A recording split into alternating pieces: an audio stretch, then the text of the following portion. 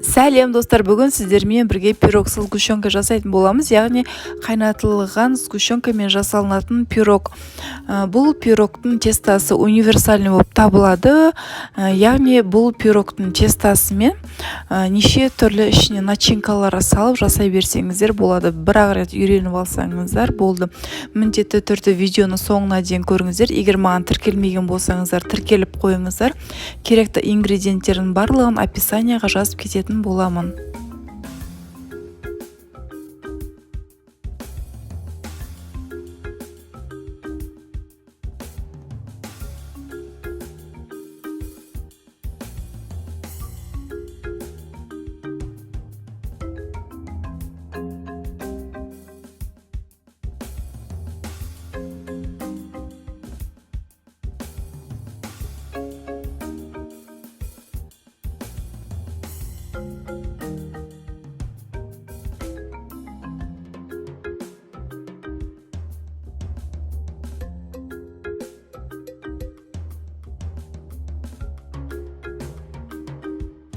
Бізге керек заттар: сары май, ұн, қант, қаймақ, майонез, 3 жұмыртқа, ванилин.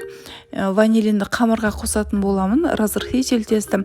Ванилин негізінде міндетті емес, оны өздерің қалауларыңызбен қоссаңыздар да болады, қоспасаңыздар да болады. Маған ванилиннің дәмі шығып тұрған ұнайды қамырдан.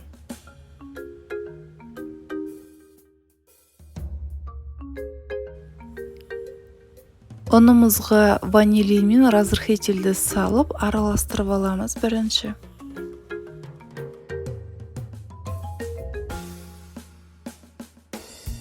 Үш жұмыртқамызды миксерлейтін боламыз. Шетінен қантты салып отырып, 10 минут миксерлейміз. Біздің салып отқан қантымыз еріп кету керек толығынан. Сол себепті ұзағынан миксерлеуіміз қажет. Миксерлеп атқан жұмыртқамыз әппақ ақ пенка болу керек.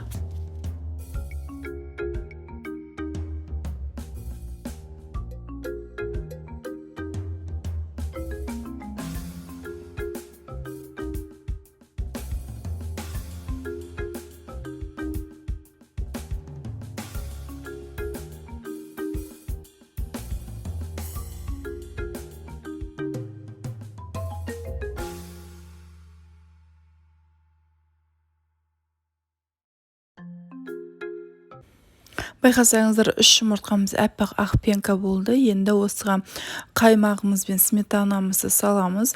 Айта кететін қыздар, барлығы өлшеніп жасалғаннан кейін ешқандай ыдыста майонезімізде қаймағымызды ыдыста қалып-қалмайтындай қылып саламыз. Себебі барлығы өлшеммен жасалынады қыздар. Барлығы граммен өлшеніп жасалғаннан кейін ыдыста ешқандай қалып қалмау керек.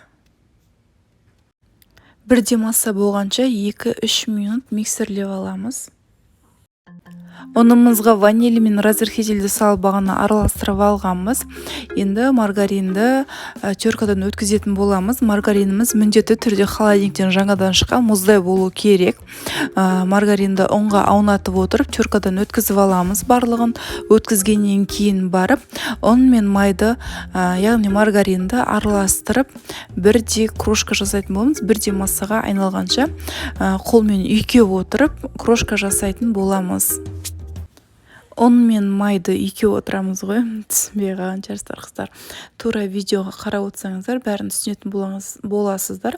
Видеода қалай жасалынып жатыр, тура солай жасап шығамыз барлығын.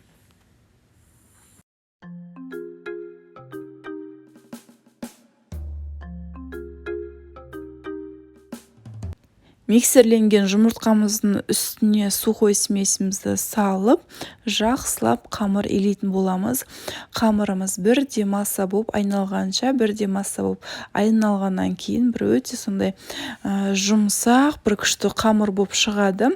Сол қамырымызды пакетке егізіп, холодильникке жарты сағатқа қойып қоятын боламыз. Жарты сағаттан кейін алып, сол қамырымызбен жұмыс жасайтын боламыз.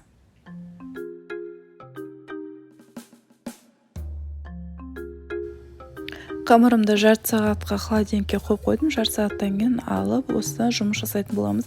Қамырымызды бірінші екіге бөліп аламыз, яғни үштен бір бөлігін бөліп аламыз.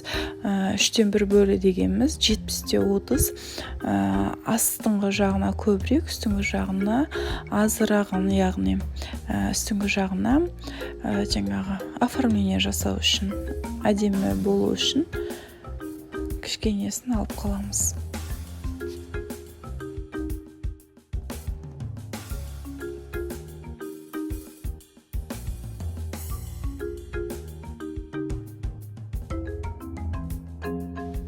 Бірінші астыңғы қамырмен жұмыс жасайтын боламыз. Онды сеуіп, бірінші кішкене оқтаумен жайып аламыз.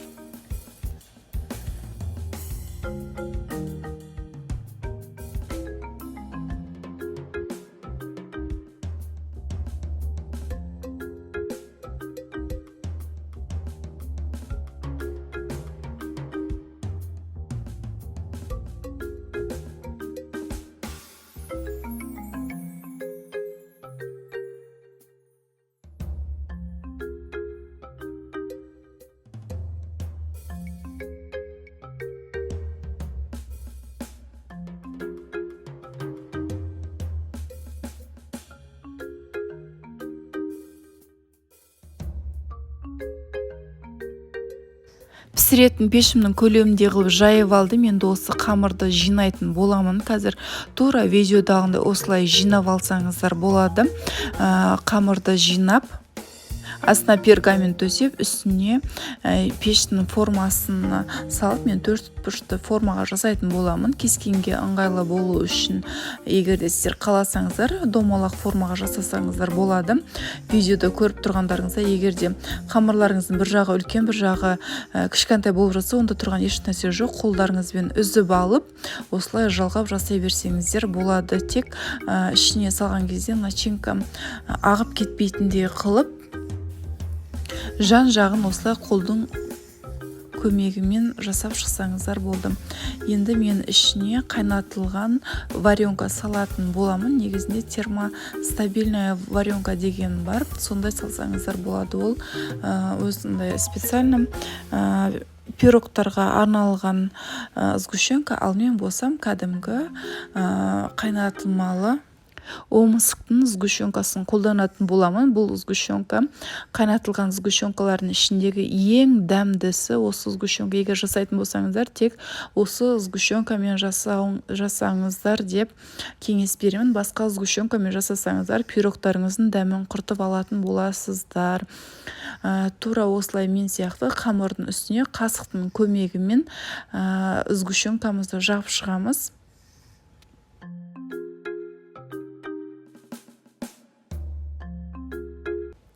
Қамырымызды пештің ыдысына салатын боламыз. Пергаментіміздің екі жағын жай көтеріп отырып, астына пештің ыдысын салып отырып, жайлап итеріп отырсаңыздар, қамырларыңыз еш бұзылмастан пештің ыдысына салынатын болады. Егер де сіздерге бұлай ыңғайлы болмаса, бірден пештің ыдысына салып жасай берсеңіздер болады. Маған бөлек жасап алған ыңғайлы болғандықтан, мен бөлек жасап алдым, пештің ыдысына салмай. Екінші қамырымызды да аз-маз ғана ұн салып, ұнның көмегімен жайып, қамырымыздың, яғни пирогымыздың бетін әрлейтін боламыз.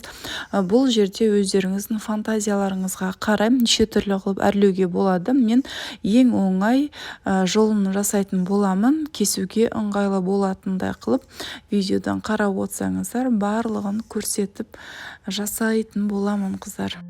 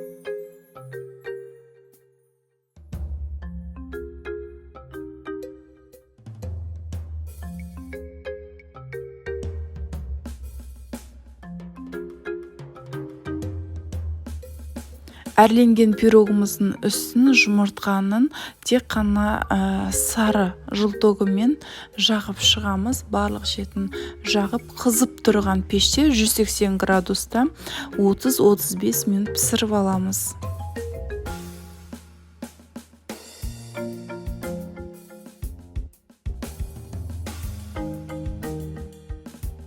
Пирогым 30 минутта пісті. Осы ыстықтай пирогтың үстіне ыстықтай сироп жағып шығатын боламын.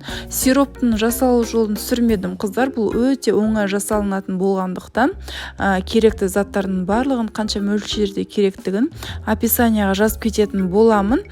Жасалу жолы өте оңай. Су, қант, бал үшеуін қайнатып, осылай ыстықтай сиропты ыстықтай пирогтың бетіне жағып шығамыз. Болды, өте оңай, өте тез жасалынады.